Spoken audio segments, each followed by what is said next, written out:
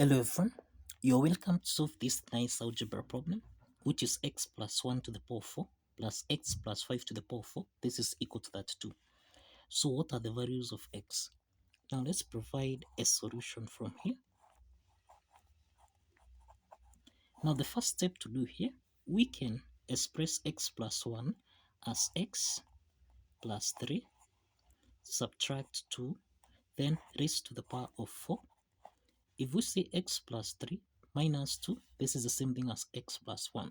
So this is raised to the power of 4, then plus x plus 5. This can be expressed as x plus 3 plus 2 raised to the power of 4. This is equal to that 2.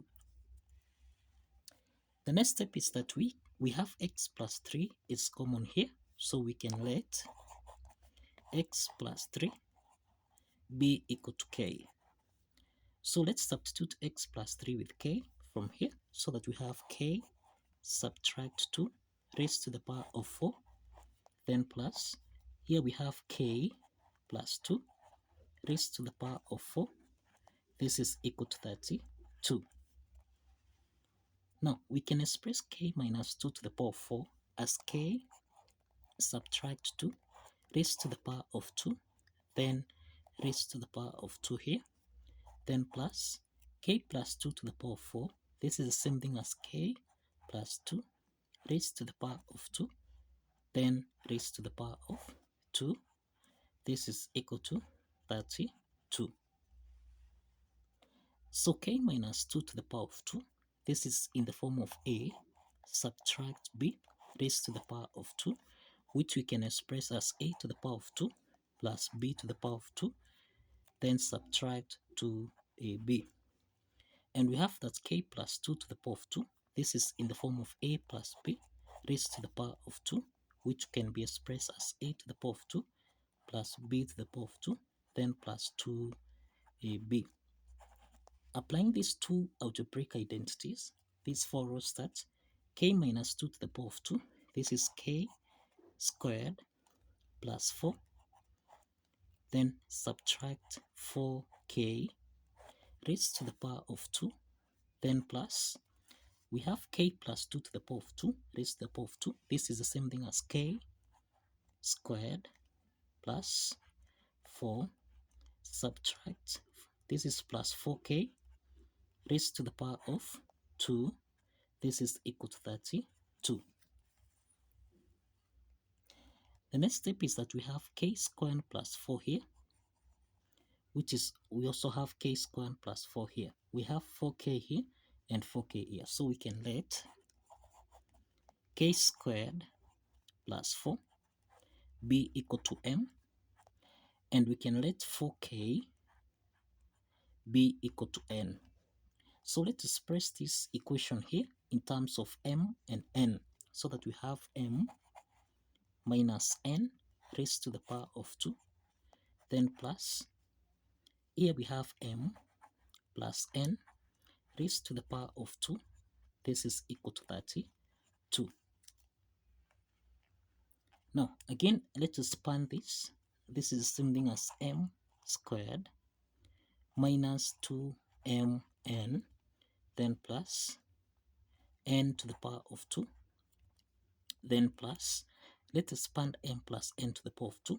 This is m to the power of 2 plus 2mn, then plus n to the power of 2. This is equal to 32. So the next step, let's correct the right terms. M squared plus m squared, this is 2m squared minus 2mn plus 2mn. This simplifies. Then n squared plus n squared, this is plus 2n squared. This is equal to 32. Since 2 is common here, we can factor out 2, so that we have 2m squared divided by 2. This is m squared, then plus 2n squared divided by 2. This is n squared. Close the parentheses. This is equal to 32. So let's divide both signs by 2. And this implies that we have m squared plus n squared, this is equal to 32 divided by 2, and this is equal to 16. Now, if you recall, we insist that we let k squared plus 4 be equal to m, and we let 4k be equal to n. So let's substitute here. Let's substitute m with k squared plus 4. So this is k squared plus 4 raised to the power of 2, then plus n squared, which is 4k raised to the power of 2. This is equal to 16. So let us expand this equation here. So this is k squared raised to the power of 2, then plus, we have 4 squared, which is equal to 16, then plus 8k to the power of 2, then plus 4k squared, which is 16k to the power of 2. This is equal to 16. So we can simplify 16 and 16 here, so that we have k to the power of 2 raised to the power of 2 here, then plus 8k squared plus 16k squared. This is equal to 24k to the power of 2, and this is equal to 0. So we have that k squared and k squared here. This is common here. So this means we can let k to the power of 2 be equal to u. So let's express k squared. Let's substitute k squared with u. So here we have u squared plus 24u. This is equal to 0. So since u is common here, we can factor out u, so that we have u squared divided by u. This is u. Then plus 24u divided by u. This is 24. And this is equal to 0. Now, in this case, we have that u is equal to 0. We have case 1, u is equal to 0. And in case 2, we have u plus 24. This is equal to 0. So this is case 1, and this is case 2. Now let's start with case 1 here. If you recall, we insist that we let k to the power of 2 be equal to u. So starting with case 1, we have k to the power of 2. This is equal to 0. And in case 2, we have that here we have u is equal to negative 24. So this is to mean that k to the power of 2, this is equal to negative 24. Now from here, to solve for k here, let's introduce a square root on both sides. So this is equal to the square root of 0. So this implies that k is equal to 0. This is k1 is equal to 0.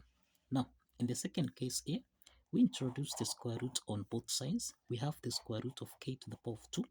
This is equal to plus or minus the square root of negative 24.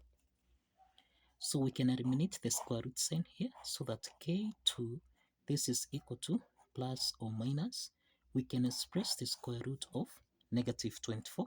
This is 24. This is the square root of 24 times negative 1. So this implies that k2 is equal to plus or minus. Now we can express the square root of 24 as the square root of 4 multiplied by 6 multiplied by negative 1. So this means that k2 is equal to plus or minus the square root of 4. This is 2. Square root of minus 1. This is I. Then square root of 6. Now, if you recall from the start, we insist that we let x plus 3 be equal to k. So let's start with k1, which is equal to 0. So this implies that x plus 3, this is equal to 0, and this implies that x1 is equal to negative 3. x1 is equal to negative 3. So this is the first real solution that we have. The second part, we have x plus 3. This is equal to k2, which is plus or minus 2I square root of 6. Now this is to denote that x, let's take plus 3 on the right hand side, so that we have x is equal to negative 3 plus or minus 2I square root of 6. Now we have x2 is equal to negative 3 plus 2I square root of 6, and we have x3, which is equal to negative 3 minus 2I square root of 6. So this is to show that we have two complex solutions. We have two complex solutions and only one real solution. And only one real solution here. So let's check if this real solution here satisfies the equation as follows. Now we have three solutions here. x1 is the real solution, which is negative 3. x2 and x3, these are two complex solutions.